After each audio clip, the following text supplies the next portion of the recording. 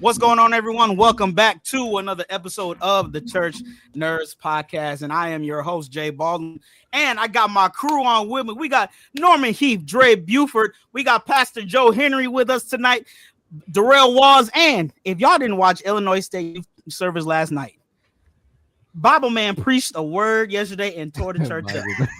Bible Man.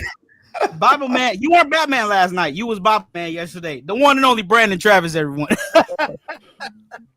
You should wear one of your hats for your sermons. Don't wear hats in church, you heathen. Man, make sure you like, comment, and subscribe to the Church Nerd pages. Be a part of the Church Nerd congregation. Be a certified church nerd. And as you can see, we're having a part 2 of our Voices of the Youth Leaders in this next generation of faith. And we got 2 more people with us who are leaders, youth leaders in this generation, a part of our Reformation, the PCFI. We got my brother all the way from California. He is the new youth president of the California Northwest District Council, Elder Troy Pepper. Welcome, Troy. Love you, brother. Roll Troy. I'll take it, though. Pepper.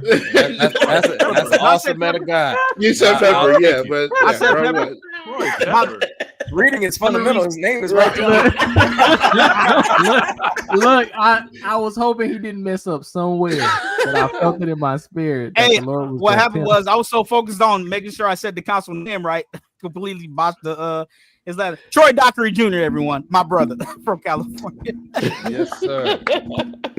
And we got another youth leader all the way from Upper Midwest District Council, my sister, Pastor Ember Lomax. Woo. Hey, everybody. Nice What's to be going with y'all. on? What? What's going on? Everybody good? Everybody good tonight? I'm tired from the council. Oh yeah, well, you work just in council. No.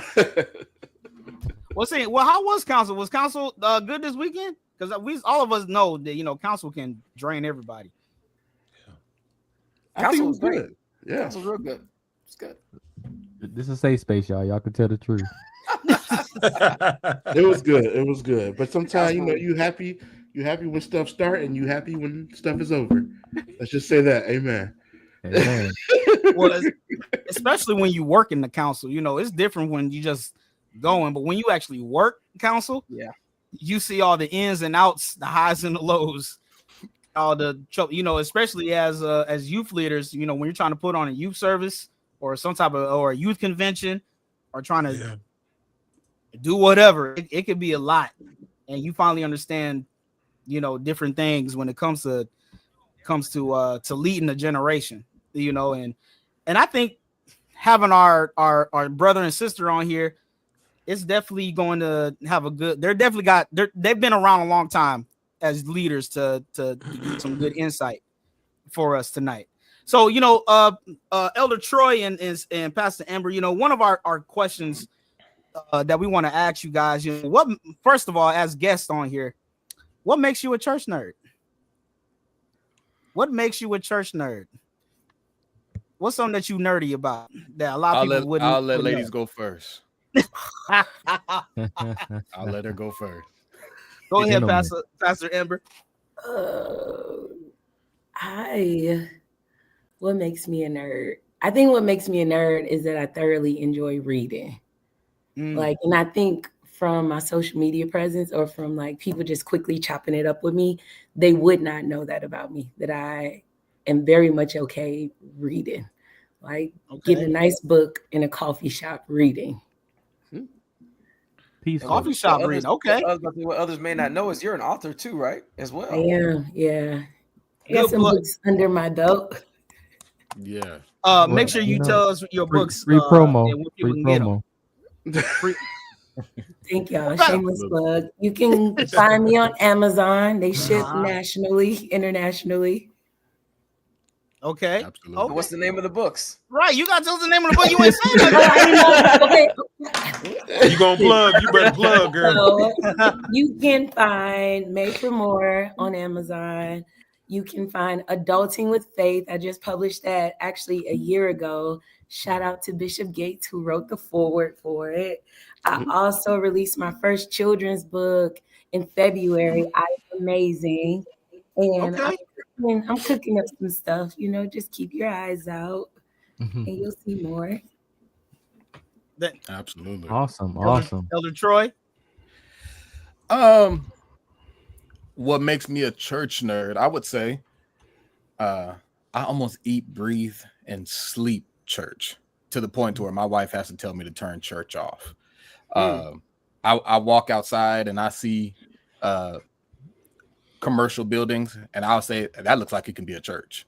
I'm that type. I'm literally what I'm thinking about. If I go to a service, I'm thinking about how the program is going. Any and all aspects of church, I'm always just analyzing. I might not say much about it, but in my mind, the wheels are constantly going. We finish one thing, I'm already thinking about the next or what we can do or looking forward to the next event. All things church. I leave church and go home and watch church. So that's me. That's my life. That's my mind. That's just how I function. And it's gotten, sometimes it can be an unhealthy habit, but we'll talk about that later. But for me, I'll definitely say my mind just thinks all things church nonstop. That's real good. That's real. Well, since y'all gave us, the good nerdums, the safe version, Marvel or DC? Marvel. I was gonna say Marvel. Marvel definitely. But Travis ain't liking that very well. But I think DC is misrepresented, and I think you need to explain that. I think DC is misrepresented because I believe that the level of character in DC is at a higher standard, but it's not represented as well in theater, or it's not represented well in the movie theater. And that's so because most people, they will go and they'll see a DC movie with expectation, and they always feel like it could have been this, it could have been that, and it wasn't. And so I think that's where DC drops off. Not necessarily just because of the superheroes, but just more so the representation of them. That's a good answer. I would definitely agree with that. Okay. That I have no complaints about that at all. He's absolutely right. It seems for some reason they just can't get the right people they can't get it. I don't know what it is. Troy, what did you think of the Superman movie that just dropped? I did not watch it because I was mad that Henry Cavill wasn't the Superman. And to me, so far, he's been the best Superman. And I think he kind of embodied and represented that the best. And so I was kind of turned off when I first heard about the switch and the change up, and I was like, whatever. I feel you. That's just me. Do you like I know we can go in here, but what about, do you like the Batman with Robert Pattinson? Absolutely not. I was gonna say no. And I rest my case. I wish Gabe was in here to hear this. I wish Gabe was in here to hear this. Yeah, Gabe loves the Batman for some reason. He says it's a really good movie. It was too long for me. It wasn't. too long. I can't. He doesn't fit the image visually. Yeah, he's Visually. emo. I'm not even that. I'm not going to take anything away from his acting chops. I'm not going to take anything away from that. I won't even speak on that. But I think when we do these movies, there should be somewhat a resemblance to what we've seen either in the comics or what we've seen in times past that we know works. Yeah. And I think sometimes we get a little too creative, and then we venture off somewhere. And the next thing you know, we done lost the whole point. And instead of enjoying the movie, we're spending the whole entire movie looking like, why did they choose him? Or he does not look like. So I think that it just pulls away from it. And I think oftentimes when we hear a director is going to direct a superhero movie, they do more of the difference is between a comic book movie and a comic book interpretation. Whereas you're getting the director's interpretation or their vision of the character, whether as you have a director like James Gunn that actually like tries to stick to the comic books and stuff, and more people will end up loving more of the comic book stuff than the interpretation. Not saying that all interpretations are bad. I'm not saying that at all. But if you have true fans of like the novels and everything, then you need to make sure it's more of a comic book movie than a comic book interpretation, you know. Troy, can I ask you something? Yeah. Have you seen the movie Morbius? Oh my God! Don't ignore him. Ignore him. No, don't ignore me. Don't ignore me. Just don't listen. Don't listen to the naysayers. They don't listen to them. Just I have not seen the movie Morbius. You should watch you it. don't need to. Very great movie. Very great movie. You should check it out. Remember how I just said comic book movie and interpretation? Got you. You'll see when you see it. You'll understand why. No, it's not. It's great. It's a superhero movie. That's exactly what you wanted to see with the Batman. That they had Edward Patterson. He didn't fit the character. The Morbius actor fit Morbius, and it was a Morbius action movie. That's all it was. It was a great movie. You should check it out. Great is a stretch, but it was solid. I'll pray about it. I'm screaming. Listen, we got everyone in the chat. We were sorry, we were having some Facebook problems, it looked like, but it looks like we're back on. We got people in the chat. We got Auntie Delphine is with us. Pastor Adriana London is back with us in the chat line. Wiley, my brother, Elder Wiley Thomas is with us. Hey, Jay. Jordan, what's up? Guess what? What's up? We got a guest with our show today. Oh, Lord. Somebody that the Reverend Dockery was looking for. Oh, a young man. Yes, this guy. I knew he was coming.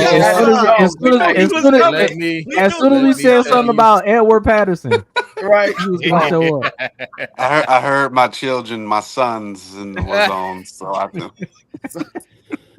Just kidding. This is a shock. Wait. This is a shock. This is a shock. Gabe has been on the show 2 weeks in a row. He was on last week and he's on this week. This normally don't happen, but because Troy is here, this is why he showed up. Oh, that's the only reason. It is a plus that my brother is on, but I was going to be on here anyway, guys. The rest of us don't mean much. The rest of us don't mean much. Listen, after that preaching I saw you doing this weekend, Doc, I'm excited to call you. He's gonna bring you down. He's gonna bring you down. I gotta bring you. I gotta bring you to Michigan. What'd you say, Troy? I talked to Dad. I talked to my dad about that, and I showed him the video of you preaching. Oh, and he going to California. I'm just. Well, we'll see what the Lord says. Brandon, get your itinerary clear. I gotta check Brandon's itinerary. You know, when you are a preacher, when you're a preacher to the nations, and let's move on. Your voice is called after. Hey, Troy, look, he been preaching. His lining been crisp. He had his fade. Just talked about this. His robe freshly pressed. No. I'm like, brother, we gotta get this man on the flyer. I said, I ain't never. Now, mind you, he's on enough. Your hair has never been jacked up, but I've never seen your line this crisp like it has. Listen, bro. I don't know who your barber is. Tight. All y'all need to know. All you need to know is I found a new barber. That's it. I found. Hey, I feel a word coming into the room. You know, when you get new money, you tell you not to change break that up covenant everything. with the barber. I feel led to tell you this barber is taking you places that you've never been. My Lord, I'll stick with him. All right. Oh, It costs a lot of money though, but my Lord, we'll see. Hey, sometimes you got to spend Don't good they money all? to. Jeez. Hey, you that's get true. what That's you pay true. for. They tell you that. That's true. I used to That get it is for true. $40, maybe 30. Am maybe I the only 25. bald one on here? Wait a minute. We gotta be.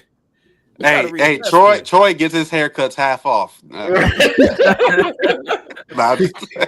picked the beard only option, you know. Listen, just get the beard. Just get the beard. Hey, we need some bald equality in this joint. All right, we need somebody else in there. We gonna balance this. Everybody can't have a hairline on here. We gotta bring some regulation to this.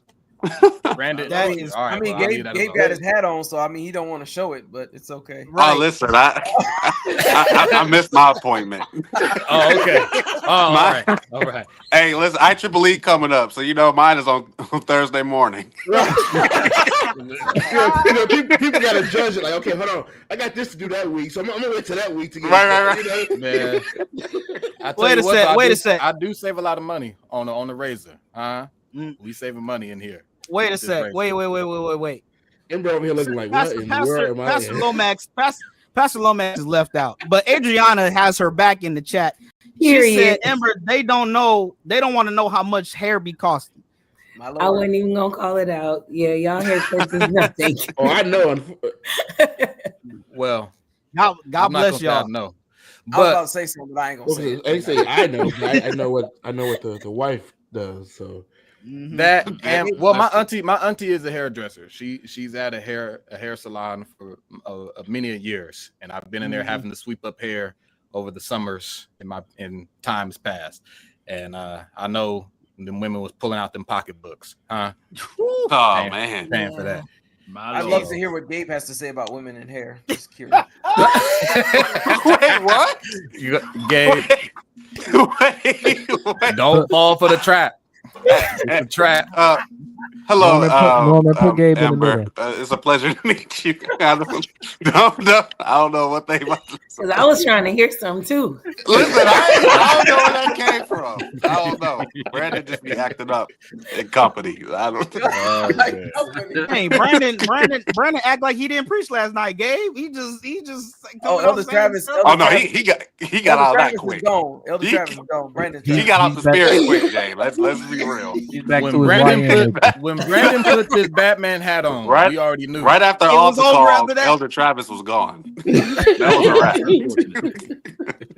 No, Gabe, you missed. No, Bible Man is gone. That one's you put the Batman hat on. All right, enough with the Bible Man stuff. Let's move on. Nah, sorry. You love the Bible and you preached Bible last night. So right. And you did a phenomenal job, Brandon. Absolutely. You don't love the Bible? I love the Bible. Seriously, where did you buy the robe? Make me love it even more. I was gonna say the same thing. The roll with the red at the bottom, man. Whoa,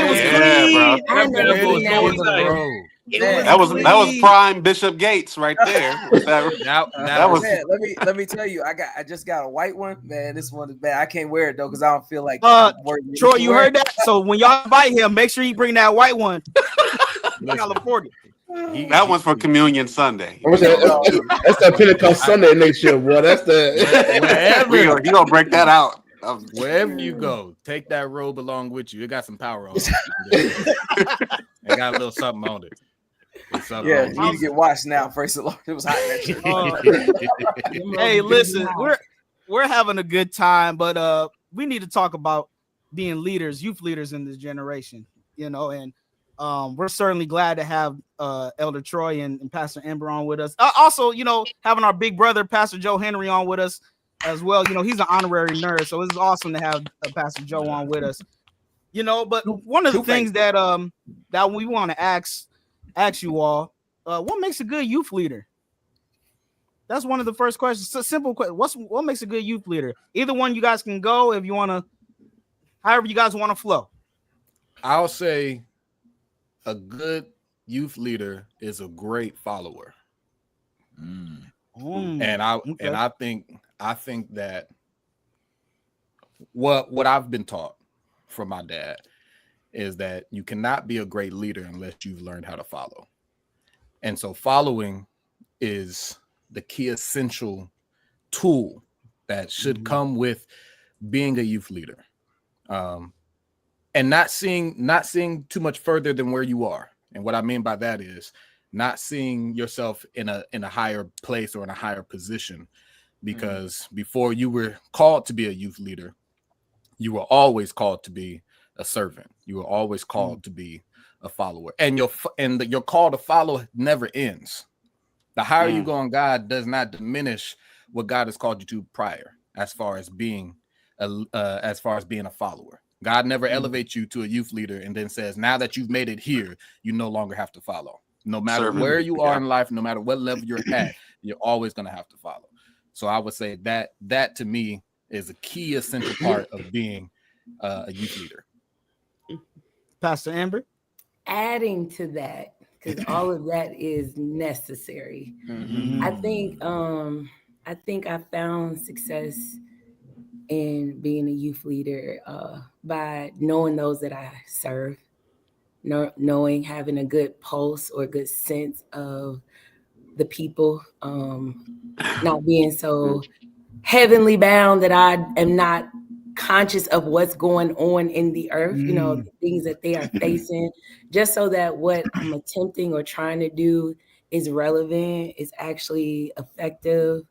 I think also not just forever staying in a following position, but constantly being willing to learn. Like, I'm not pretending that I'm good with the books if I know I'm not good with the books, and being like as transparent as I can be with those areas in which I'm not solid in, and not being afraid to lean on those around me that possess those skills. Like, we all are trying to do something. I'm not a team of one. And so I think not being afraid to, be transparent, really getting to know the people you are serving. One of my mottos is people don't care how much you know until they care how much you actually care. And so I really do try to lead with that motto. And then lastly, I think a good youth leader builds other leaders. I'm real big in my leadership with like coaching and mentoring. Like, I'm not going to be here always. I don't desire to be here always. And I don't think there should be a drastic shift in the momentum and the synergy and the trajectory of the youth department when I'm not in this role. And so I think that's what makes a good youth leader, like building those around you in those areas that you see potential. That's real good. That's real good. I wanted to go back to what you said about transparency. You mentioned that you don't pretend like you know something. If you're since Jordan gonna shout you out. Period. That's my girl. Shout out to my secretary. Yeah. Awesome. Oh, She we paid forgot her. to She say paid her to say that. No, I'm kidding. I did not. one thing we forgot to say. Make sure y'all share this podcast tonight. Share with all your youth leaders. Share with somebody that wants to hear this conversation. But you said something about transparency and said that you don't act like or pretend to be like the books.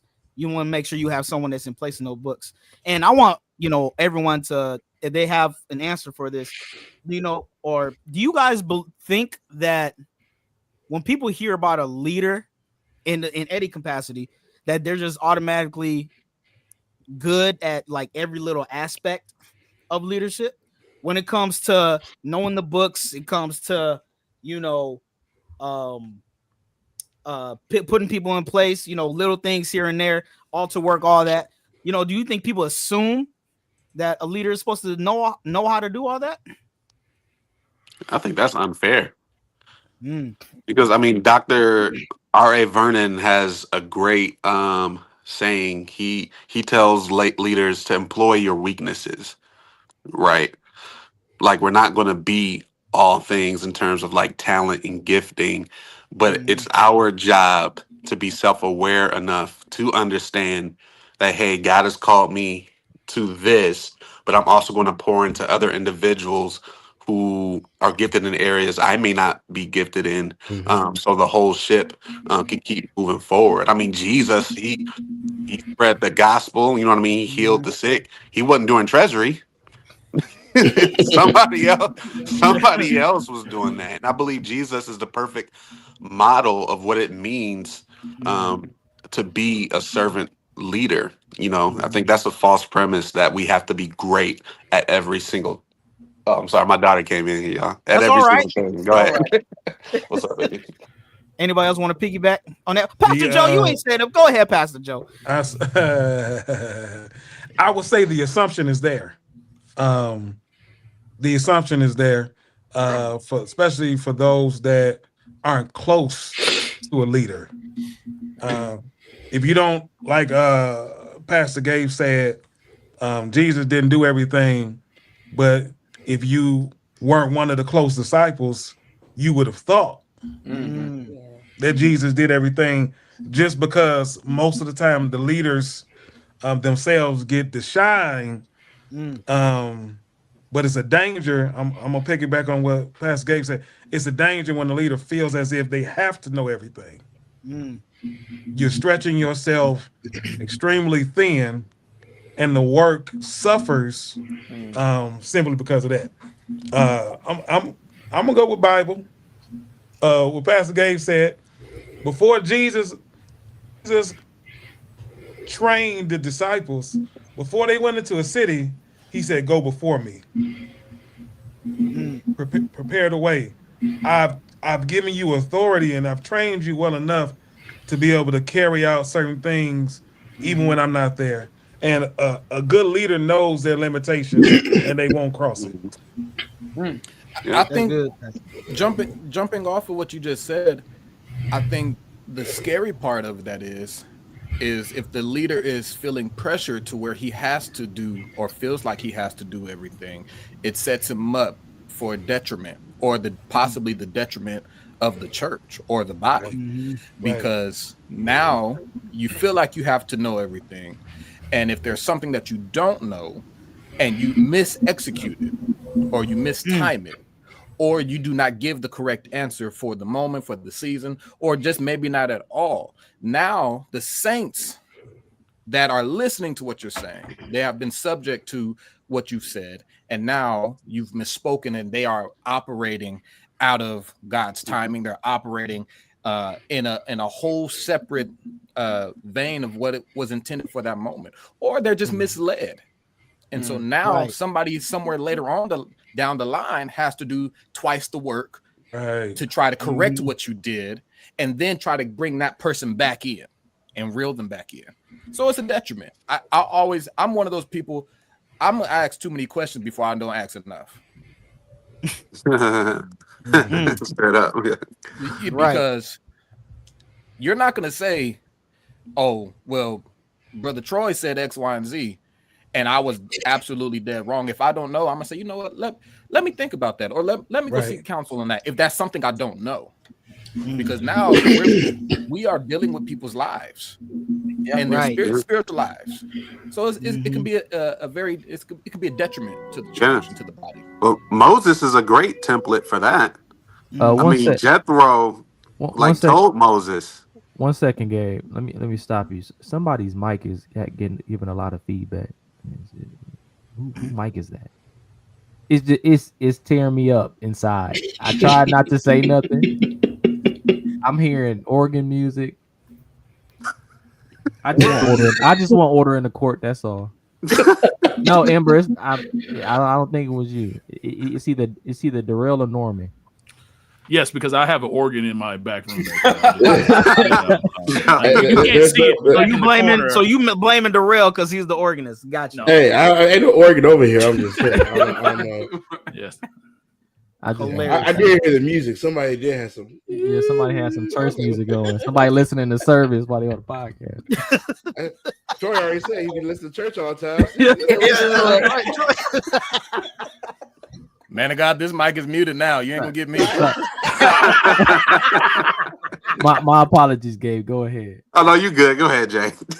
No. Gabe, go ahead. What was you about to say? Because you said Moses was a good template. Oh yeah. No, I was just gonna say that I believe Moses is a beautiful like template to where we see in Exodus 18 to where he's literally almost crushed under the weight of leadership, right? And Jethro like literally has to tell him, he says, this work is too heavy for you. Like you cannot handle this thing alone. And there are so many pastors right now who are being crushed under the weight of responsibility, crushed under the weight of leadership. It's affecting their health because we have a model, and I don't think it's not as general as it used to be, but we still have pastors or models within our church that kind of has like that one man has to be everything mentality when God has called us and he's given us models like Moses to where he's distributing responsibility throughout Israel, right? To carry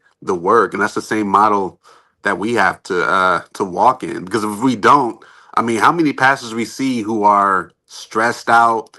I mean, we make comments about pastors lashing out in the pulpit, and I'm not excusing that behavior, but some of these individuals are stressed. They are tired, you know, and a lot of that stuff, when we want to take on the responsibility by ourselves, it leads to mental mental stress. So then what do we say to those leaders, in particular those youth leaders that feel like they have to have the weight of the world on their shoulders? What actionable items can we give them to help alleviate that stress if somebody's watching? I can chime in here.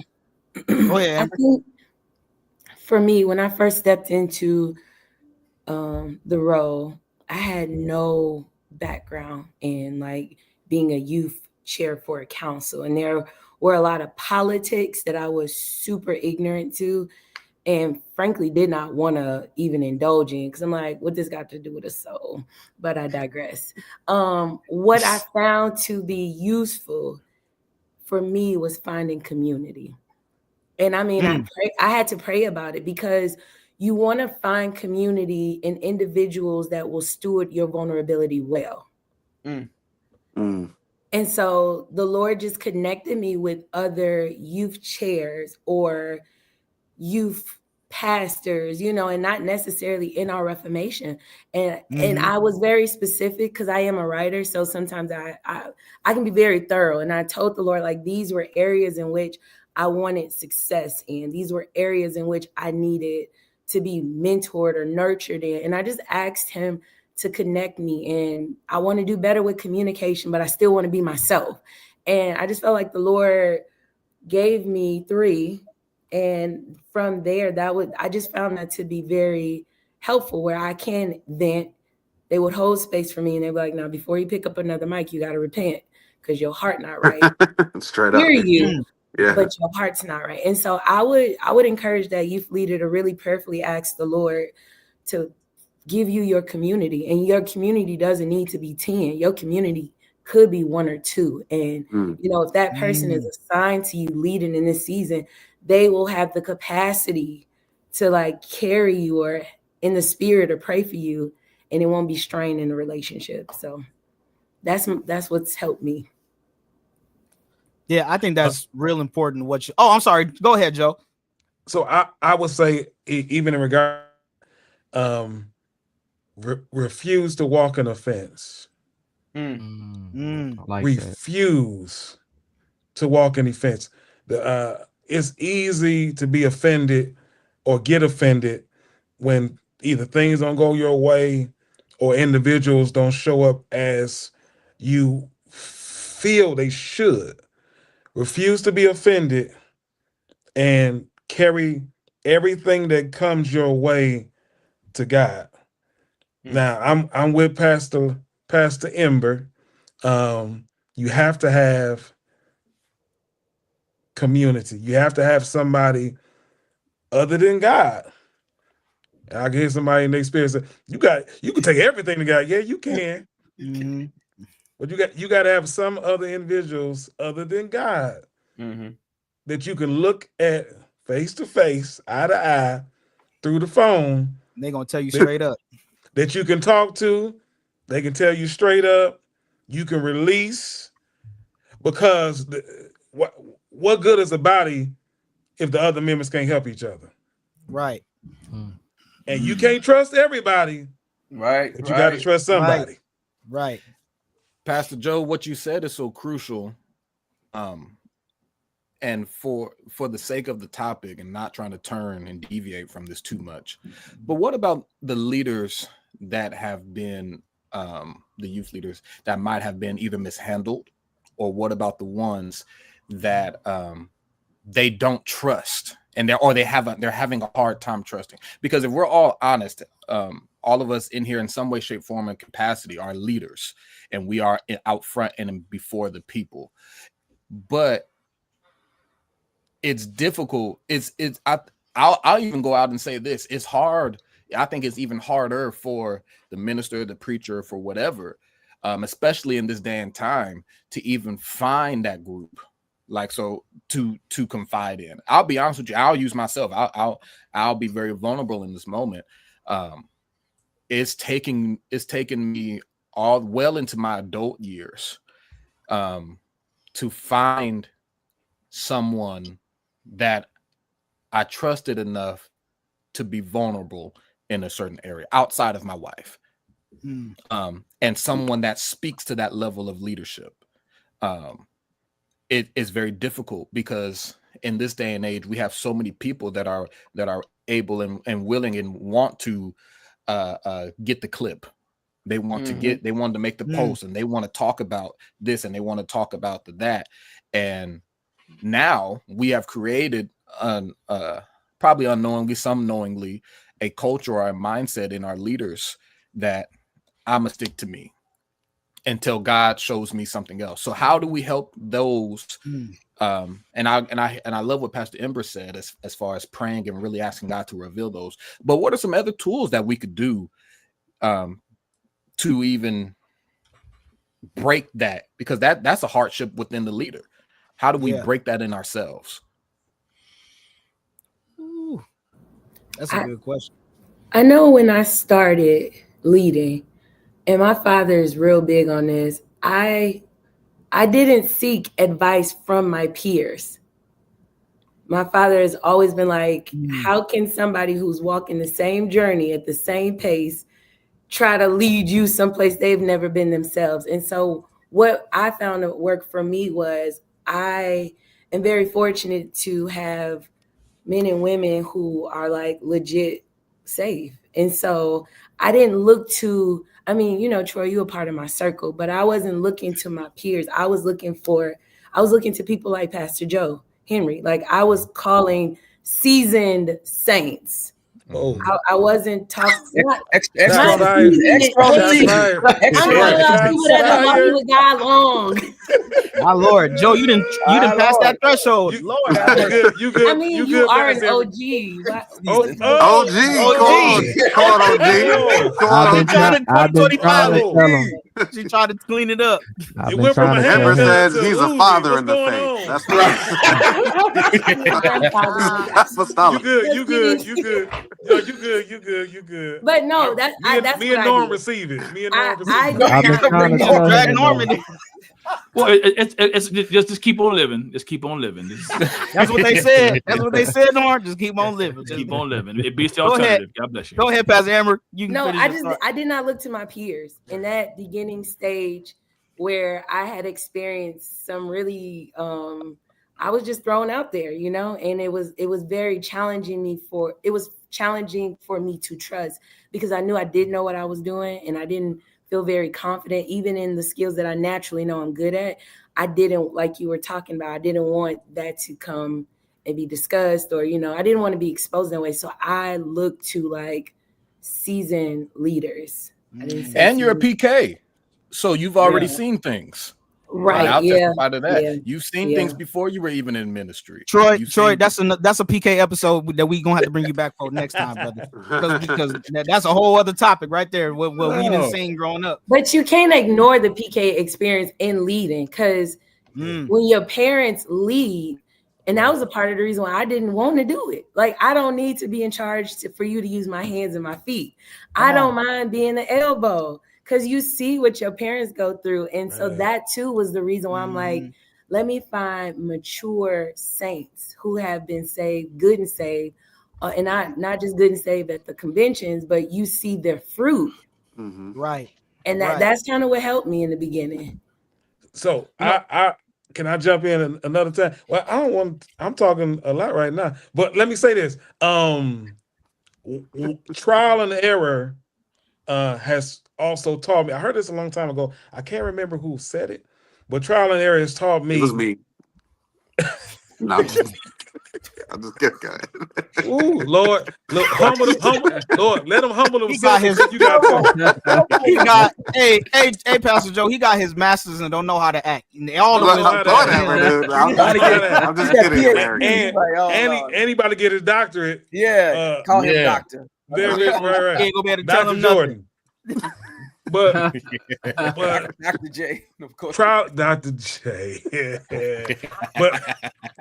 but trial and error has taught me you have to, especially this is for any youth leaders that may be watching this, you got to know where you are intending to go and be.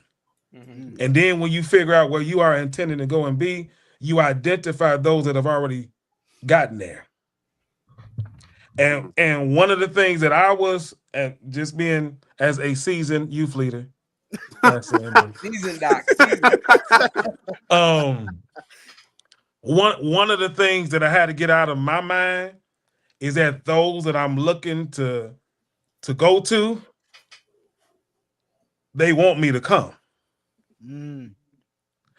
The intimidation factor that I can't go to them, I can't ask them, I can't talk to them, they'll reject me, they won't. No, a good leader is looking for somebody to mentor.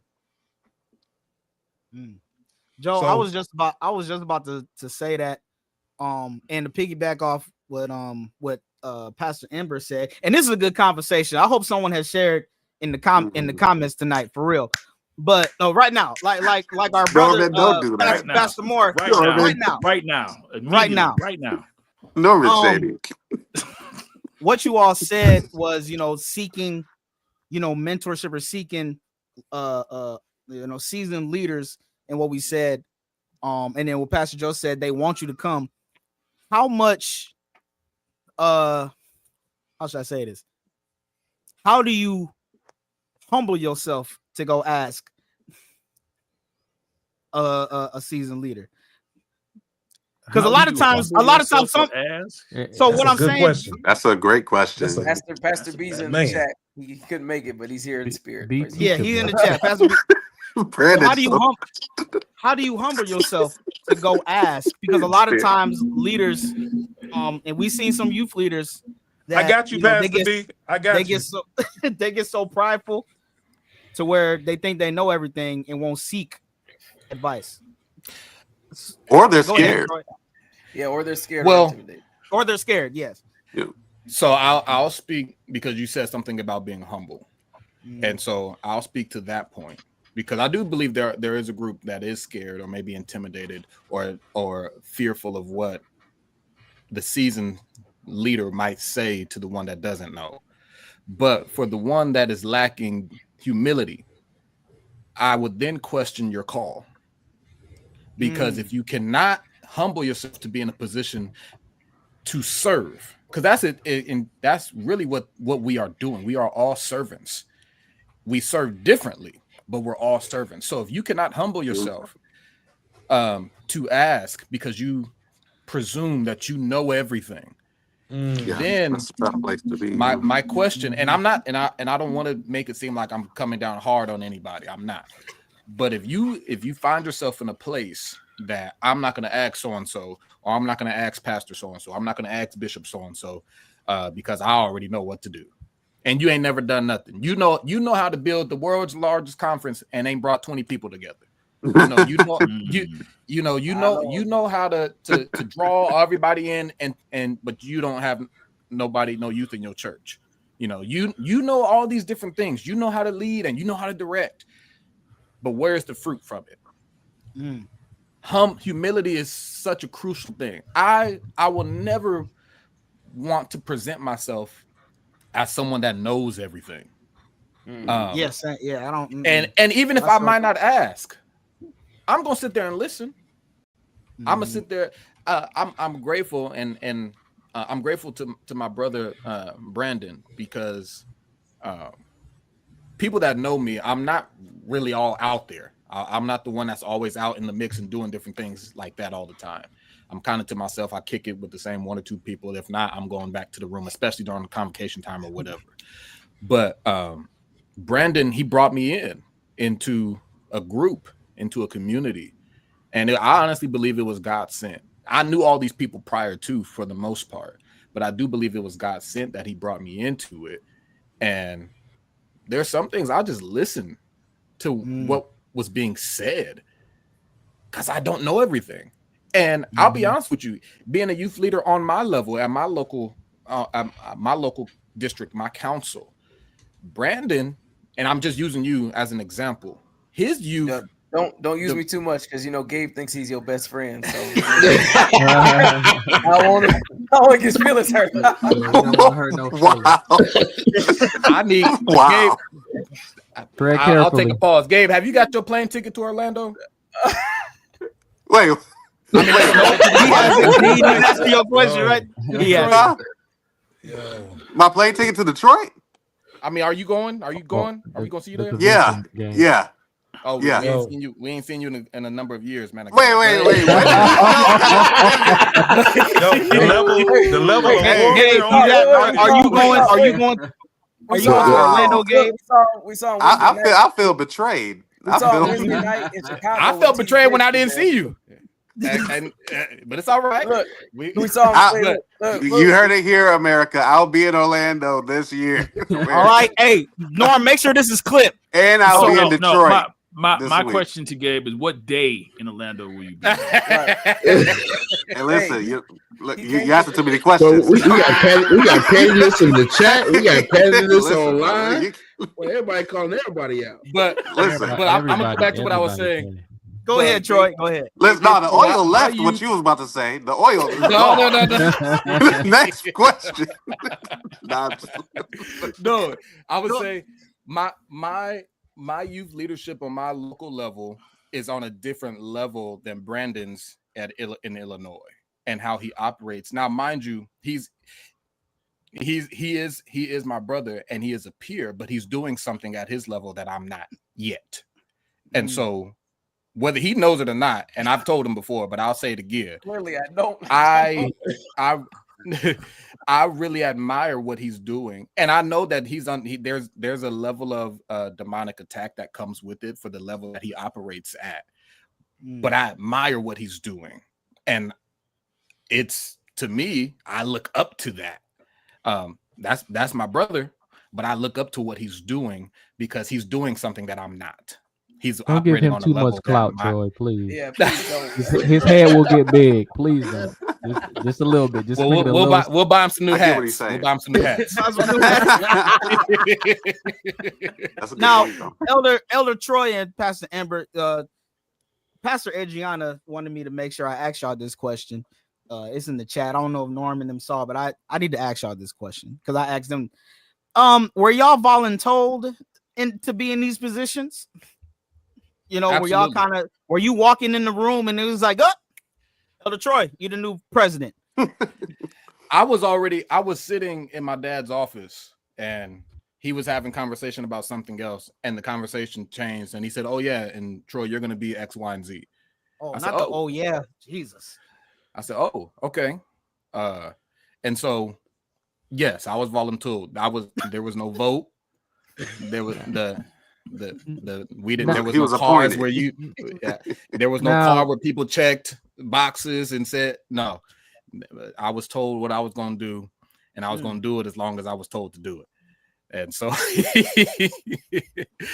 that has been so yes, I've been voluntold.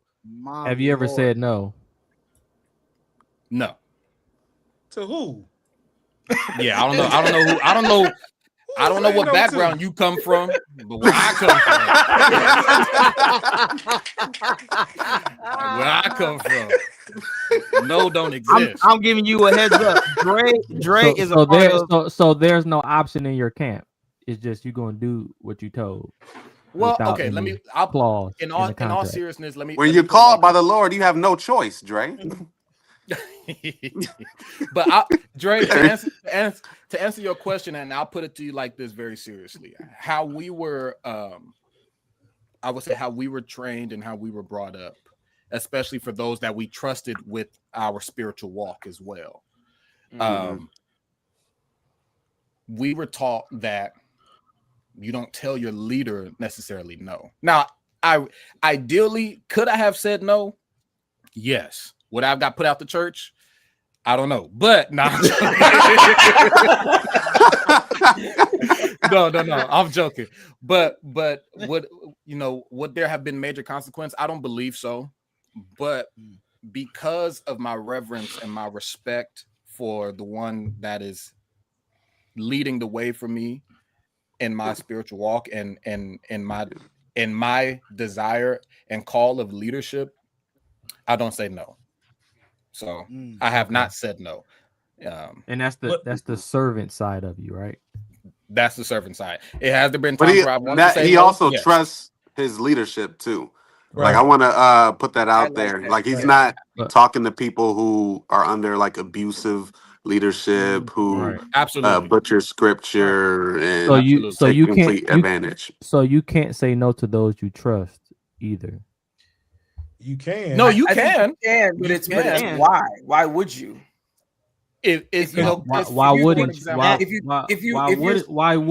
though? If you're submitted, There's a why and to a why leader, wouldn't. I want both answers for that. well, Travis. if you're submitted to somebody like your pastor, every leader should have a leader. If you're submitted to a leader, then you're putting your trust in that leader that they're going to see what you can't see and hear sometimes when you can't hear. Even the scripture says that God will give you pastors after his own heart. The reason why we have a pastor is so they can lead us in places that we may not be able to lead ourselves or go. Ryan. Right. So that's why if I'm going to put my trust in that leader, then I'm going to say 100%. If they see something that I don't see, there you go. I trust them. Well, the reason I ask this question is because people struggle with feeling obligated to do something that they're not called to do, only because the leader told them to do it. That was the only reason I asked the question, which was a great answer you gave, Troy and Brandon, which I appreciate. Absolutely, Dre. And I look at it from a perspective again. When What's up, Simeon? When I was a child, I never questioned where my dad, when he would hold my hand to walk me places, I never questioned where he was taking me because I trusted him. It's a great illustration. In where we were going. I might not have known where we were going, but I knew wherever we were going, I was covered and I was protected by him.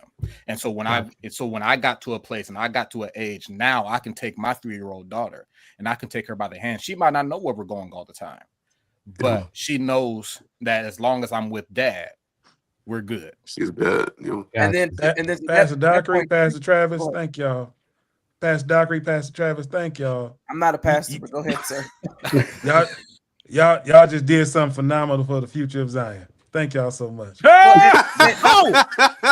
that's what I'm. See, that's what I'm. That's what I'm saying. And two, on Troy's point, Joe said the future is bright. Go ahead. It's bright. Well, then on Troy's point, my last part is, Abraham and Isaac. Crazy. Isaac trusted Abraham. Where are we going, Dad? We're going up to worship. All the time he was leading him to his death, his supposed death that he wasn't aware of. But he trusted his dad. So much so that he laid down. He laid down and let him lay down on the altar. That's some trust. Now, Deacon Andre, we don't have no knife. You don't have no machete. But we are gonna lead you in the name of I'm just having a good time. Joe said, just clean the bathrooms. You know, that's all you gotta So here's a follow-up question. Do you think it would have been different if it wasn't your current assembly or the current leadership per se, because of it's your father? So you think it would have been different in that case? Are you asking if I was in like a different ministry? Yeah, if you were in a different ministry that wasn't, or if it wasn't led by your father. Possibly. That's a great question. I think that's always possible. I think that again, somewhat of the same principles apply. at least from a spiritual sense. So if I went to a church, and again, I've been to one church for all 30 of my years of living. And so, but what I will say, I've in that, if I went to another church where I had a different pastor that was not, related to me, father, whatever the case may be, if I submitted to them as my pastor, there should be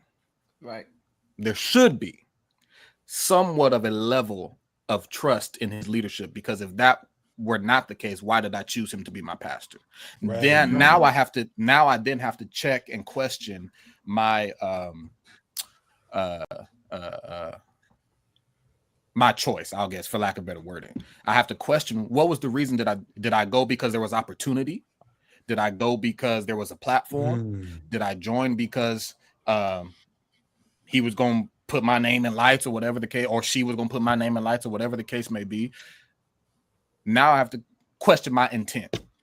Why did I choose him as my pastor? Or if I was a kid and I might have been raised in that church, somewhere along the line, from a child up to wherever point of leadership I've walked into, there should be a resume trail, a trail of my leader's resume that should say, I trust him.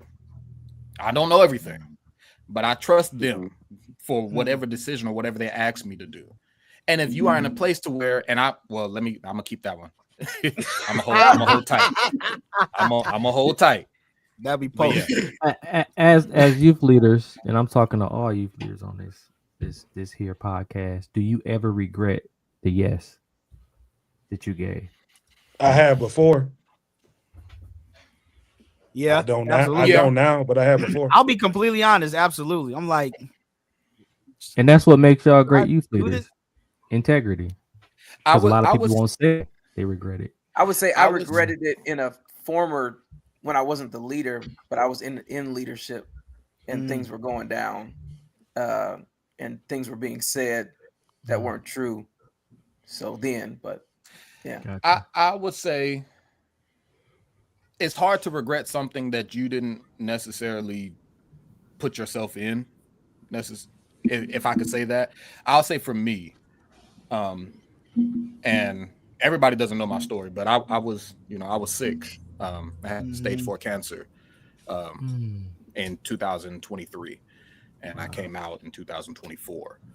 But amen. In that, prior to that, I told my brother, and he's actually on here watching, my brother Wiley Thomas. Prior to that, me and Wiley, we went out to eat, and we were at a restaurant, and I told him, I said that I have I feel like there's a shift that's getting ready to happen in my life. I don't know what it is. I don't know whether it's good, whether it's bad, but I know there's a shift coming. Till this day, it's a running joke with me and Wiley that we don't feel a shift ever since I've through what I've been through. but I said that to him. I think it was only a couple months later. That was when I was diagnosed with stage 4 cancer. And then in the midst of my treatment, I remember laying in the bed. I was in the hospital alone at the time. And I told God, I said, God, I'm content if you took me back just to be a member. Because I knew, and I told my brother this, I knew that I had not been, I don't want to say tested or tried yet, but I knew there was a level that I have not experienced yet for where God was bringing me. And I didn't know what it was. I knew great calling, but I was nervous because I hadn't experienced that hard test yet. And so when I was in the middle of my test, I remember sitting back and laying, God, I'm good if I never have to preach another sermon again. I'm good if I never have to minister again. Right. And then check this. In the midst of doing that, no eyebrows, no beard, because the chemo's wearing me out, still having to go lead prayer for our youth in a private setting, rebuking cancer, rebuking diabetes and high blood pressure, with cancer in my body. I said that to basically say, not trying to get too deep, but I said that to say, yes, I told God to take it back at a point, but it was what God called me to.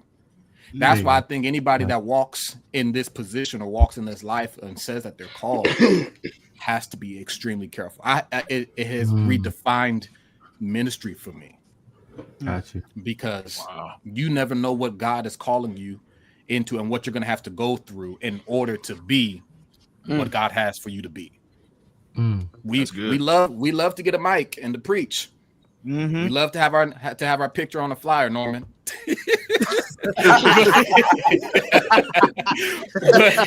but old pictures.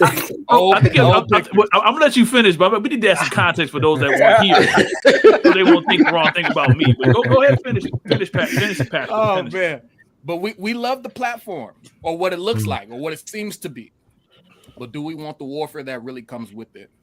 My Lord, some of us can't even handle where we're at now, but we want God to put us in certain places on certain platforms. And then are you trusted? Because if you get to that platform, how will you handle it?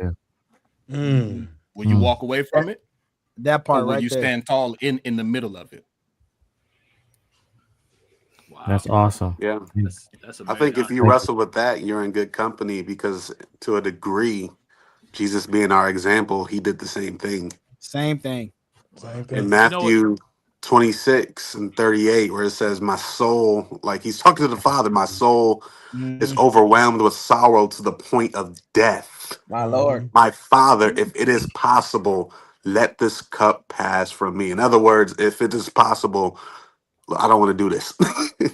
Pretty much in 2025 terms. In 2025, terms, yeah. I don't want to do this.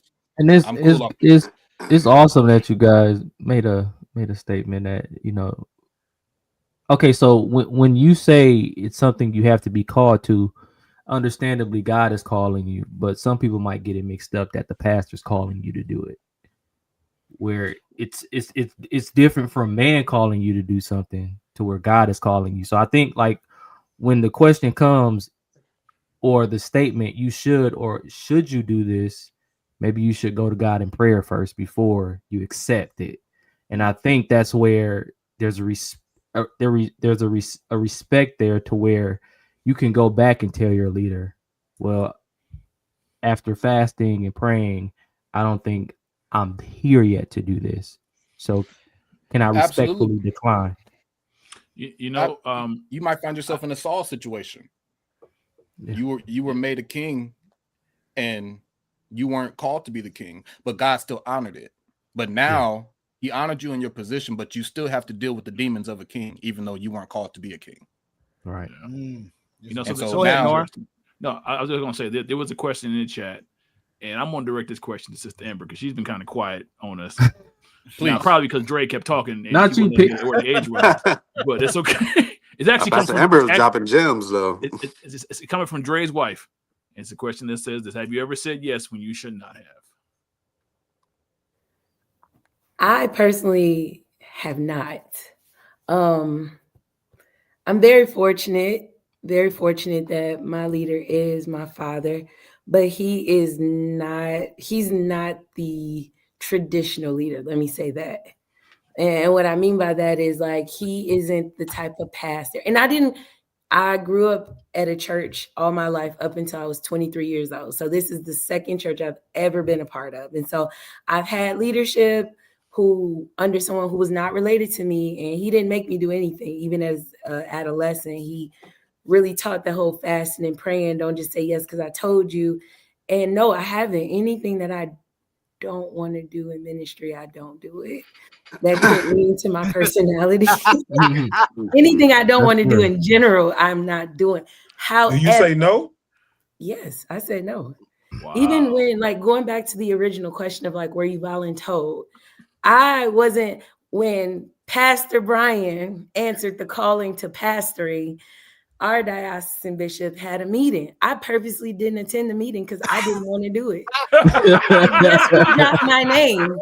Chairman Baldwin dropped mine. I wasn't even on them. I wasn't even there. I got a text saying, yo, they. And so after I got the text, I asked my father, like, what is this? And he was just like, pray about it. But again, I think because I know that's not the norm. Like, I do recognize that's not everybody's relationship with their pastor, but Mm-hmm. I was looking at him to tell me if I should say yes or no, and he redirected me to pray about it. Mm-hmm. And so I don't, because even to your point, Troy, like the warfare is bananas. I did first word at IEEE last year, and my message was, I got another yes. Yeah. Because I started being a PK at 23. I'm 36 now, and it was diabolical what I was experiencing in a new city, in a new state, with the culture being completely different. And I say it all the time with my people, like, I just want to be a girl. I don't need this. Like, I'm cool. But I do recognize, sorry, Brian. I mean, it is the truth, though. It is the truth. Don't nobody want to be around them cheeseheads. Oh wow! Went from Chicago to Madison, Wisconsin. That's a culture shock, all right. It was a big culture shock, and so I personally don't do that. I know, and again, I came from I grew up in a different organization, so I didn't grow up around people wanting to be in charge, because my bishop just instilled in us to serve. I didn't grow up with a full board of people doing youth ministry. I grew up with my dad being the youth leader and the whole youth department being the board. And so my ideology of seeing ministry was so different when we came into the PCAF, to where I was like, why they want the role? Do they not understand it's more work? It's more sacrifice.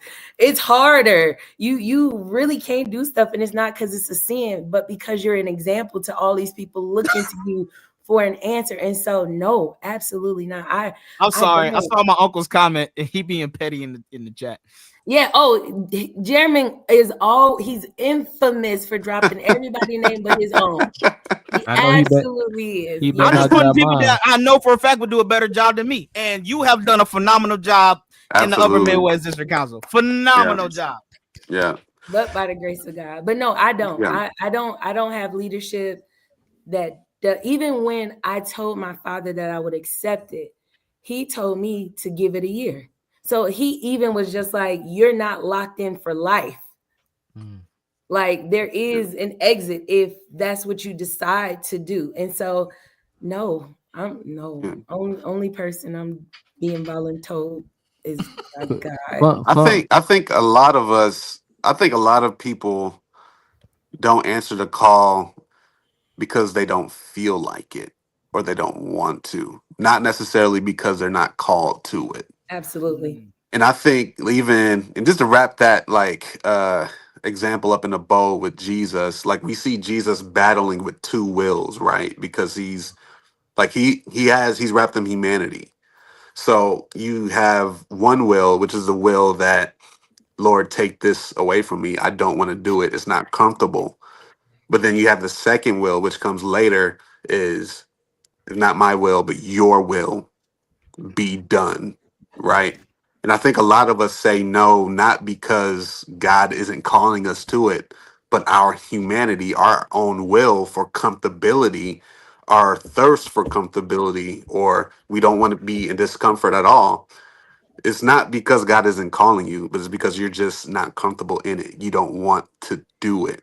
I think that's something that we have to wrestle through as well, because I'm sure a lot of us on this chat will say we did not want to be in leadership, just like Pastor Ember just said. You know what I mean? It's like people on the outside, they look at it, they see you sitting in the front row, or they see Brandon with enhancements in his hairline on flyers and stuff like that. And like, we just see the success of Brandon. you know, that's crazy. We see the glitz and glamour of it. But the truth is, like, just like Pastor Amber and Pastor Troy like wonderfully stated and communicated, there is a lot of spiritual warfare that comes into operating in your calling. You know, I just want to piggyback what you said.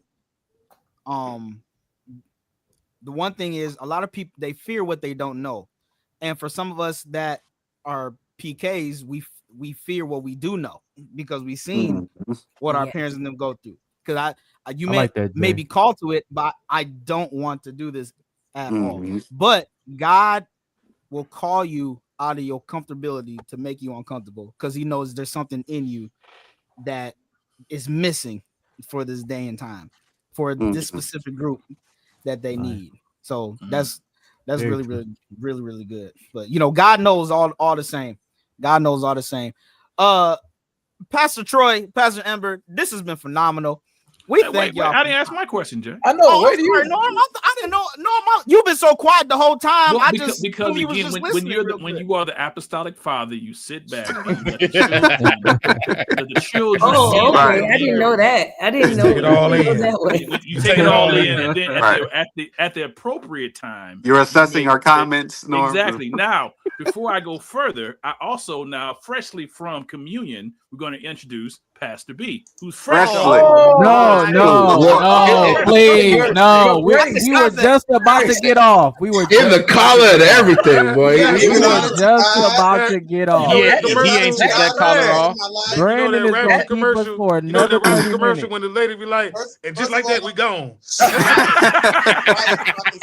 That man came with a word in his belly. I want to give honor to the senior youth leader, Joe. God for him, amen. And I thank God for the apostolic father. Can we give God praise for the apostolic father? We thank God for him. And to the greats, the honorable. I closed my eyes for like 3 seconds on the way here, and I said, "When did Bishop Dockery get on here?" And then I opened my eyes. I was like, "Oh, that's like for 3 seconds. You sound like your dad." And then Ember, first of all, I don't want you to come for my life because all of this story is not true. He left. That is true. I didn't leave. I was called. I was called away. He called and he answered. You could have said no. So I just look like Pastor B about to tell a ghost story or something. I can tell a ghost story. That is wild, man. It's good to see y'all. It's good to be in the presence of the saints. Amen. Yes. Well, I have some other comments, but it's too late now. Please, no. Yes, we were just about to leave. The lights were about to be shut Norm off. still got his question. Yes, so I have my question because I asked it last week. Right. Oh, yeah, that was the other thing. I'm sorry. The other thing was shut up, Dre. That was now, I got to ask the hard question. So Brian said most importantly. So my question to both Pastor Ember and Associate Pastor Troy Dockery, and even Joe Henry, the Assistant Council Chairman of Great Lakes Conference, who is Can we congratulate him on that? By the way, congratulations once again. We did before you got here, who has been elevated from youth chairman. He's the all-time. Ask your question, man. He's held the office the longest. Pastor Adriana called me OG, triple OG. What's up with that? So my question is this again. All of us are members of a wonderful organization called the Pentecostal Churches of the Apostolic Faith International, of which IEEE is coming up next. So if you haven't registered, please register. It's coming up this week. This week. Yes, is this week? So, I'm sorry, you're right. This week. It's this week. So as state youth leaders, what opportunities would you like to see that currently don't exist in the PCAFI as state youth leaders that you would make suggestions on and say, hey, you know what? This may be a beneficial segment, make sure program. You Pastor B's mic. Mute Pastor B's mic right now. So I'll start with Lady Ember. What opportunities you see that don't currently exist that you would say, you know what, if we had this, it'll take it just a little bit further.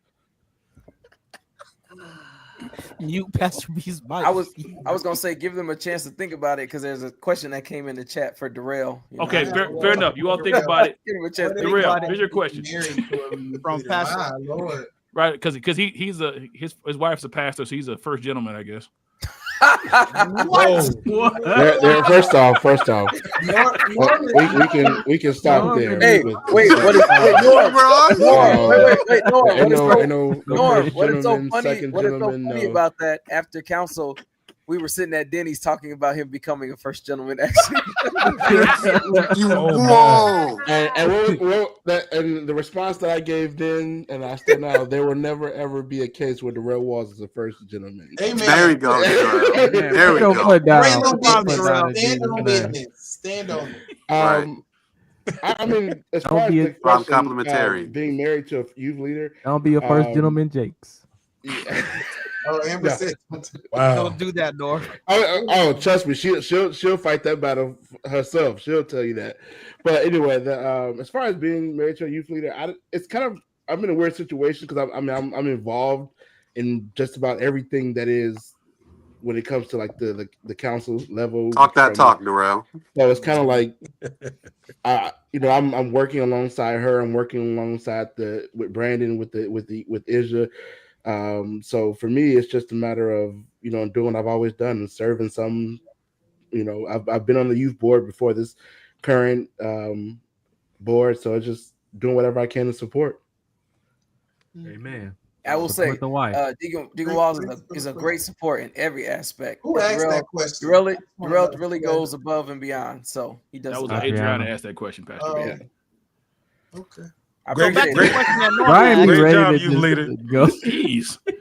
Great job, youth leader, to ensure your health is gonna stay there. Hey, Darrell be booking flights. He be doing it all, man. I be like, Illinois State Council Youth Treasurer. What does that matter?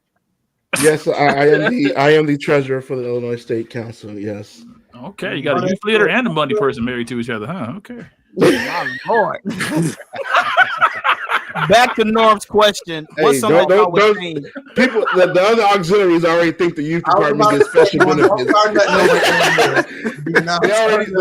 Somebody say, "Where's the money going?" Little money laundering going on. Praise the Lord, they ain't doing nothing. It's all going to the youth department. Brandon, don't go there. But that's how they got Brandon Jacobs and Brandon Clack and Mighty Savior. I don't care who I'm married to. If they ain't got the money, they ain't getting it. So, right. Hey, that's a stamp That's right what I'm there, talking Darrell. about. You keep your house under subjection. That's what I'm talking about. Good job. Okay, I'm done. I'm done tonight because he's clowning a little bit more than usual. You can bring us back in, please. Just a little bit more than usual. I'm just wondering where Shannon is tonight. Yes, Pastor Troy, Pastor Aaron, what like Norm said, what of our great Reformation, what is something that you guys would like to see different in the current Reformation of youth leaders? I would say, go ahead. Executive Pastor, it's you. Me coming into the role of being a youth chair for the council, I wish that there was something put together, right? Like if you don't have a relationship, then you don't have access. But I wish that there was something like a package of some sort that could be template. Yeah, could be provided for somebody just to get the basics. Like I was left with learn from scratch stuff. Like I was left with stuff. However, if you don't understand what you're reading or this stuff means nothing. And so I wish so Pastor Brian just left you with stuff. That's exactly what you meant. Wow. And it's a larger conversation, but Brian was in the role for he about to talk a very long time. I so did.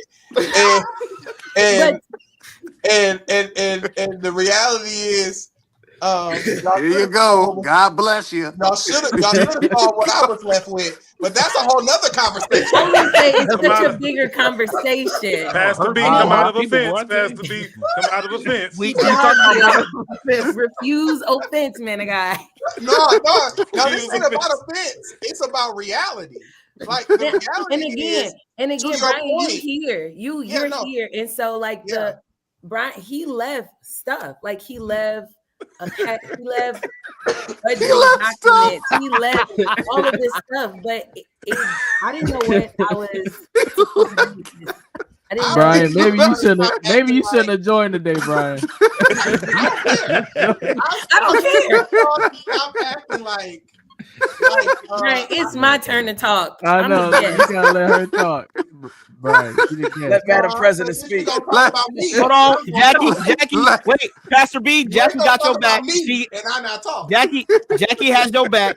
Jackie has your back, Pastor B. Let Madam President talk, y'all. Thank you very much. There were a lot of things that we don't have time for because we wrapping this up. Oh, but for somebody who was transitioning in, it was, you had to make sense of it, and then you still had to make sense of it really quick. So I think where was HR? Exactly. Where was onboarding? and again, in Brian's defense, even after he left, he was still accessible to me. But for a person, I had that relationship. But if I did not have that relationship, turn my phone off. What would I have done? All right, I'm not feeling very welcomed here. Brian said, "I'm a pastor now. I don't need." You cleaned it up good, though. You cleaned it up good. No, but cleaned it up real good. Seriously though, serious comment. To Ember's point, like that's a reality for most youth departments. Like that tends to be a thing because we don't tend to fire people. So we tend to find transition. Good for you, Ember. We tend to find transition in a times Donald Trump anointing. I like adversity, or like we do transition because somebody died, or you need help. You got 4 years and your 4 years up, and so you got to go. Like we don't do transition well. We haven't done that well as a people for a very long time. And like I said it jokingly, but I was serious. Like what I was left with was like leaps and bounds worse than what I would left Ember with, right? Because we did not. I can attest to that. It was really bad. By which we transitioned from one person to another, and then I was towards the end of right into that COVID space, right? I left into COVID, right? So then there was that extra layer of chaos that was taking place. So I think we have to do better at. In general, we have to do better at transition. So to that point, should that packet be made on the national stage and passed down, or on the state stage and passed down? I think the national. Go ahead, Troy. I want Troy to get his point. Go ahead, Troy. No, I was gonna ask the question, and she can finish her answer. Are we speaking from a local level, or are we speaking from a national level? My question initially to frame it was primarily on the international level. However, if the better question is associated on your local level, which is a part of the international level, then that's fine too. Like local church or state? Well, these are state leaders, Gabe. I don't know if you missed the title. No, I mean you said local. Norman. Right, Norm. Local is like your local church. One more try. Hey, Norman, he was late. Hey, am I the only one here that doesn't confuse local with state level? Okay, so thank you. In Gabe's defense, I think it should be done on a national level because my understanding, and again, I think I'm new, but the people on my council keep telling me I can't say this. I can't say that I'm new, but I think from my understanding, I thought that we were supposed to. Can I talk my talk? Okay, go ahead. I thought that we were supposed to take what we are getting from our national body and trickle it down into our councils, and then funnel and trickle it down into our local assemblies. And I do understand that all that is funneled down can be applied. But I think as someone coming in, like having a base to start from or having something to compare to, because like you said, if you get it and it doesn't make sense, at least you'll have something to kind of be like, okay, well, this is where it should kind of align. And again, if you don't have those relationships, then you don't even have the inroad to be like, okay, yeah, this must have been a response to something. And so I think that's the responsibility of the national body. Can I hop in? Oh, you go ahead. No. Go ahead. No, go ahead, Pastor. You gonna do that? Let the OG talk. Let the elder talk. Go. So okay, I'll say this. First off, left meat with stuff is wild. Imagine trying to read the stuff. That was wild. Brian, you cannot respond. You can't talk. If y'all don't stop talking about me, I'm not talking about you because I was Norm, at you. Norm, put him You in the already know, backstage. Put him backstage. And so will I. You already know. So don't stop with me tonight. I just came from the Lord's Supper. And I've been endowed with power. Well, it didn't.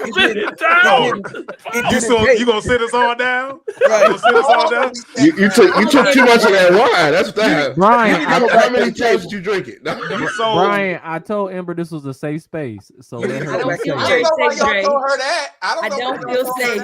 You weren't supposed to be here today.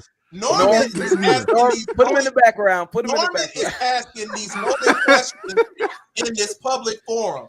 And we're not really addressing the loadedness of his question. I'm not asking loaded. I said what? My question was about opportunity. How was that loaded? Yeah, that's what Norman is very loaded because what it does is, depending on what is said, it exposes what is not done. Yeah, because Maxwell says culture is the worst. Come on, John behavior Maxwell. alive. Come on, John Maxwell. And so if we want to discuss a lot of our issues, it's because we have a culture of bad behaviors that we tolerate and that we allow.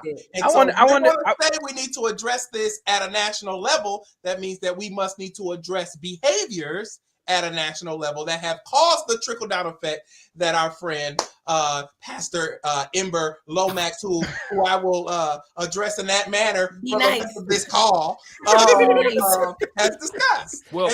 Pastor B. Can we hear what Pastor Troy say? But I do have one other thing. I do have one other thing that I know has been talked about and discussed, and it's kind of going in the same, and I'm gonna be quick and give it to Pastor Dockery, but going in the same frame with what they were talking about, not just for youth leaders, but for now pastors. We have it more so now, but there needs to be a year-long training that youth leaders not just have accessible to, but like a somewhat of a youth leaders academy. Where year-long they're getting training, they're getting sessions, they're getting all of the things that they need in order to be successful. Like a know before training. I don't know what know before is. I gotta look it up. Troy, it's workforce. Don't say yes too quick. Yeah, but yeah, that's in your local county and state jobs and stuff. They use that platform. But it'll help. It's training. I would say to that point, and just to kind of build on the thought of a training on the international level, it would be great because so many of our councils are, like I said earlier, are operating on different levels. Some are operating with a lot less youth than others. Some are can I be completely blunt and be completely honest? I still don't have a board that serves under me. I have a vice and we make it work. And there was about a year and a half span under my tenure that I was not able to attend to, that I was sick, and we had to make it through. And I was put in during the pandemic. And so what I mean by that is what I would love to see, to answer your question, Dr. Norm, is when we go to our international convocations, it would be great to have a separate training, workshop, teaching for state presidents across the board. And I think that would be great. And because this will be a new idea, and because we have so many other councils that are operating on different levels, maybe the first one or maybe two is bringing all of our minds together and creating that template for all of us to operate on. So that way we have a template, we bring that back to our state, Dr. Gabe. We bring that back to our state, and we are able. Thank you, Troy. Thank you, Pastor Troy. we bring that back to our state, and then we can build from there. I think again, we have places and regions that are larger that have been the stability. I'll use that word. This is the stability of them have been great, and it's been a easier, I should say, or it's been a different type of transition. A lot of them did not have to start from ground zero. When I came in, and this is, and I want to make this clear to those that are watching, this is no shade, no tea. Right. When I came into position, I had nothing to work with. So, Dr. Ember is talking about what she had to read. There was nothing to read for me. There wasn't a notebook, there wasn't a sticky pad, there wasn't a message, nothing. And you have brought so much joy to him. So, but it doesn't discount her experience. Mm-hmm. And it doesn't discount any.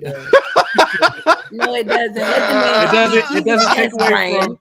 It doesn't take away from nobody else's experience. I love it. What it does is we are all playing on different playing fields, and I hate to say it like that, but I think that is the reality of it.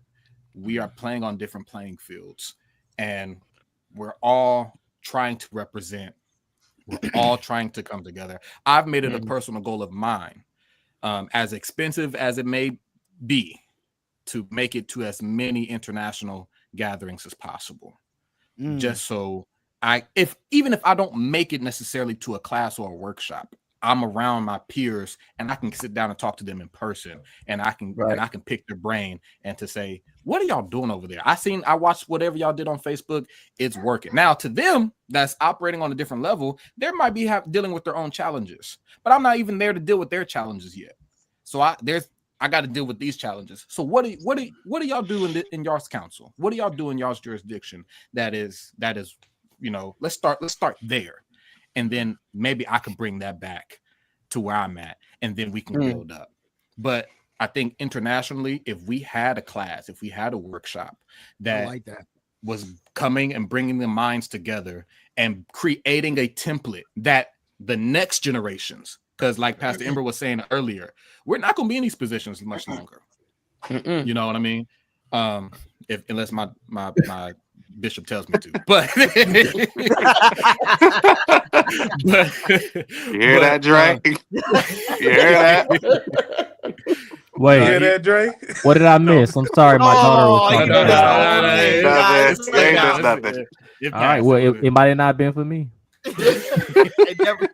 But what I'm saying is, we're not going to be in these seats and in these positions longer. And I believe God is using those that have been faithful in what they've done, but he's using us to help create a stable foundation for the next generations so that they have something to build off of. But we can't do it alone, because this is whether we want to look at it or see it this way or not. Just because you are the state president or the state chairman for your state doesn't mean that's it. You're just you out there by yourself, and it shouldn't feel that way.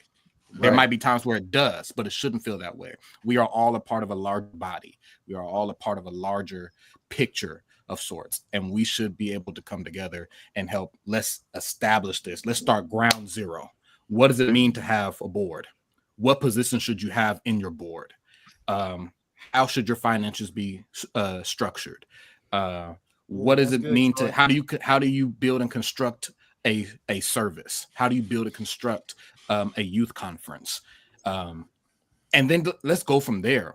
And even even if you wanted to go back to and it shouldn't be this, because if we're in the positions, we shouldn't have these issues.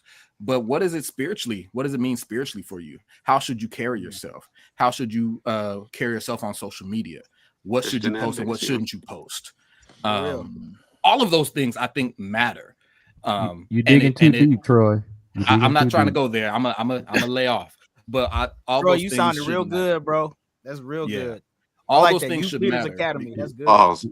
You know, folks think they post serious. You don't want to offend nobody. The spirit of you don't want to offend nobody. But and Right, we don't want to cuss on our posts like Andre. We don't want. Whoa, Gabe, what is happening today, Gabe? What I'm is just happening? kidding. He's gotten better. I'm just kidding. He's gotten better. He's gotten better. That is crazy. But Well, yeah. listen, Pastor Troy, Pastor Lomax, thank y'all for hopping on with us. Pastor Joe, we want to thank you for hopping on with us too. Pastor B, thank you for coming late from communion so we can say welcome to the church nerds. We haven't seen you in a few weeks, so welcome back. You know, I'm glad We to missed be you. here. I didn't know that I was going to come and have all of the daggers and darts shot. First of all, You did that to first of all, yourself. First of all, Troy is trying to have a good thought, and y'all having a battle in the chat line. But I am glad to be here. It's good to see everybody on this call except Ember. And Ember tell Kimber that she is now my favorite Lomax. More grace, man of God. More grace. More grace. Wait a sec. Didn't you just take part in the body? You not acting like part of the body. Hey, it didn't stick. He need to go back to the He need to go back, yeah, right? Go back to the altar. Might need to drink the blood again. Go back to the altar. Oh my goodness. Listen, hey, I love this episode. Hey, we definitely got to bring back Troy. We got to bring back Ember. Matter of fact, we're gonna bring y'all back for a PK episode part 2. That's what we need to talk about. That's and Pastor B loves that really topic. Enjoyed this. Yeah. Amber think you about to be a pastor, Brandon. We've already You had said that what? conversation. We've already had Not me, Amber. We've already had that conversation. Like all and we're moving. Hey, Oh, Brandon already know when he gets sick and tired of turning down all the churches that come his way. Here you go. Here you go. You know, but is he lying? we all can't be fortunate enough to turn down more churches than some. Oh my goodness! Can we move Wow. on? Brandon did.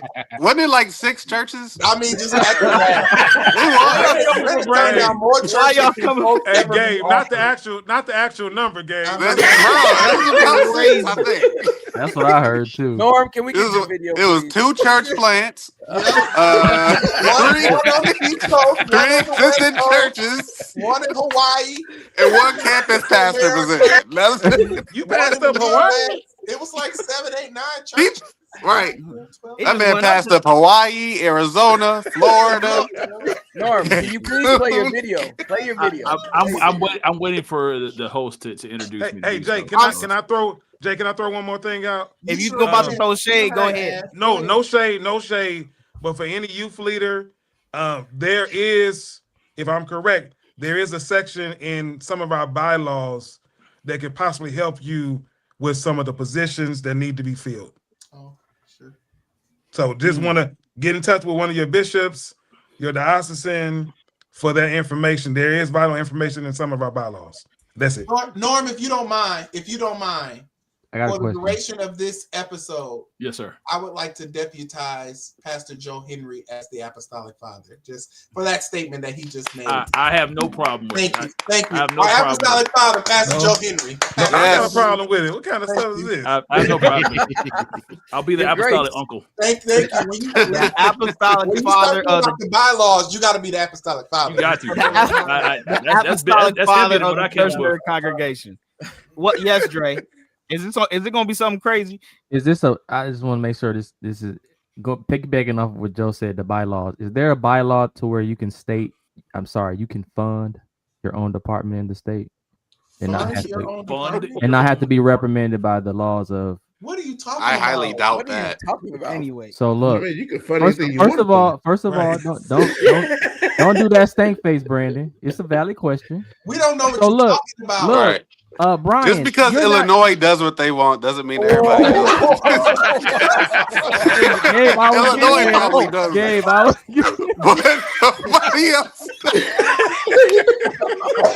Norm, play the video. Play the video before we get in trouble. Play the video. Illinois is their own reformation, Dre. Play the video before we get in trouble. The Texas of the PCA. Hey, they visit us in the summer, Dre. Hey, Don't Pastor B, I got Leslie texting me they already. visit us. Y'all are on one. Norm, what's the video, Norm? This has been an amazing episode of the Church Nerds. Again, we want to thank Pastor Dockery, Pastor Ember, Pastor Joe. Yes. We want to thank you all for joining us on this crazy episode. Thank you for indulging me in my loaded question that I was accused of asking, because I really wasn't. But anyway. It wasn't an accusation. It was a reality. Okay, thank you, Pastor B. Thank you. Okay, thank you. You've been sipping on the lamb's blood. I understand. So the lamb's blood. Tonight, for tonight's episode, I thought I would just take it back. We've played this before, and I still find it entertaining. It's about the power of how the word itself will humble you if you don't really pay attention to what's going on. So let me go ahead and pull this up. Let's go from verse 15. Verse 15 says that for that which I do not allow, for what I would not, for that which I do, I allow not. For what I would, that I let's go to New King James, please. Let's do New James. In fact, let's go to NIV. I'm gonna tell you something. That King James that had you in the tongue. Listen, somebody get that brother a message Bible. Listen. He needs the amplified version of that. I start reading it. It's like, hold on, what did that just say? Yeah, I don't think he read that scripture before he got up. When I first at all. That was the first time he read that scripture ever. When I first got saved, reading the Bible was a struggle for me. I started doing KJV will put you in a stronghold now. I'm like, what is happening here? I was in a Bible study with some of our Caucasian brethren, and I started reading in the King James version because that was the first version that was open when I was reading. Reading. And I got to the end of the scripture, and one of our fair brethren raised his hand, and he said, "Thank you so much for reading in the King James version."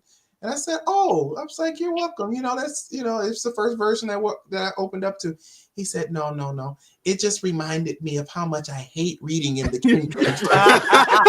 Like, whoa. That's a fact. Hey, man, I had to go NIV for a second, and I went back to King James because NIV they be doing some stuff these days. Yeah, you gotta watch the NIV. You gotta watch it. NIV. No, but beware that NIV. Yes, beware that NIV. What I like to do is I like to have my King James, but also good Bibles right next to it in my logos on my olive tree or something. So there we go. Make sure they're not taking anything back. Yes, we're going to start a whole studying podcast now. Like, okay, this is what we do. So for just reference, and maybe the scholars here can maybe translate this. This is what the verse actually says. This is Romans 7:15. For that which I do, I allow not. For what I would, that do I not. But what I hate, that I do. I do, yeah. There's a language barrier there too. That's unfair. That's unfair to our brother, man. You gotta take your time. You gotta take your time. You gotta take your time to read it. You really gotta read it. He needed big. It was too small on the screen. He needed bigger. And you know what I be hating. Sound like Floyd Mayweather. You know what I be hating is when you argue. Oh, that's wild. When you argue with saints and they start quoting scriptures and they start talking like that, and you just you know what? I don't even want to argue no more. You know what? Cool. Just go about your business. Listen, especially when they start quoting out of context. That'd be the one. Your whole scripture don't even have nothing to do with what we talking about right now. Listen. That's true. Hey, that's a whole nother conversation. Out of context. That'll be the next title. Out of context. That would be a good show. Out of context. There's been some things that's been happening in the church world that's been taken out of context. And people or when people preach song lyrics and like they were Bible. Mm-hmm. All I know is I want to go on Kirk Franklin podcast. All right. Anyway, episode of Church Nerd Podcast. Please don't. Great episode of the Church Nerds Podcast. We want to thank Pastor Henry, Pastor Dockery, and Pastor Lomax for hopping on with us.